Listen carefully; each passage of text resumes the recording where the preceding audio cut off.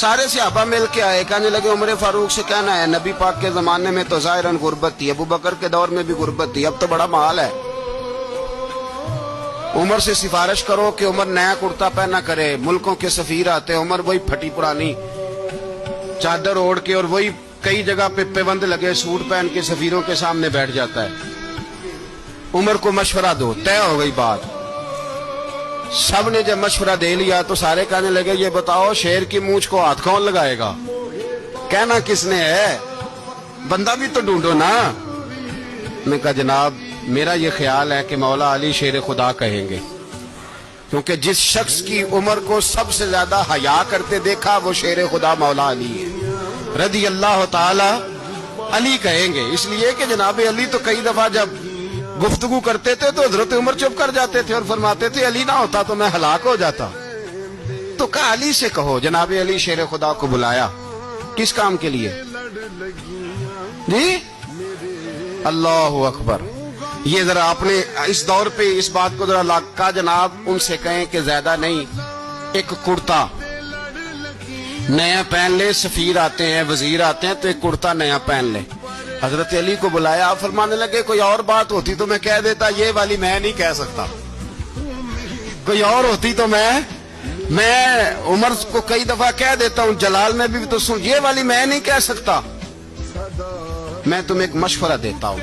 کہ وہ کیا؟ کہنے لگے سید عائشہ صدیقہ سے کہو، وہ مومنوں کی ماں ہیں، عمر ٹالے گا نہیں۔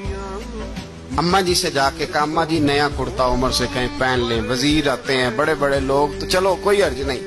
اماں جی نے کہا اچھا کوئی بات نہیں میں بلا لیتی ہوں۔ جناب عائشہ نے پیغام بھیجا، جب خادم نے کہا نا مصطفیٰ کے گھر سے پیغام آیا ہے تو 20 لوگ بیٹھے تھے، عمر کانپتے ہوئے اٹھے، کانپتے دوڑے۔ حضرت عائشہ پردے میں تھی تو فرماتی ہیں عمر اتحیات کی حالت میں بیٹھ گئے۔ کہا اماں جی دیر تو نہیں ہو گئی مجھے آنے میں؟ کہا نہیں ٹائم پہ آ گئے ہو، کس لیے بلایا تھا؟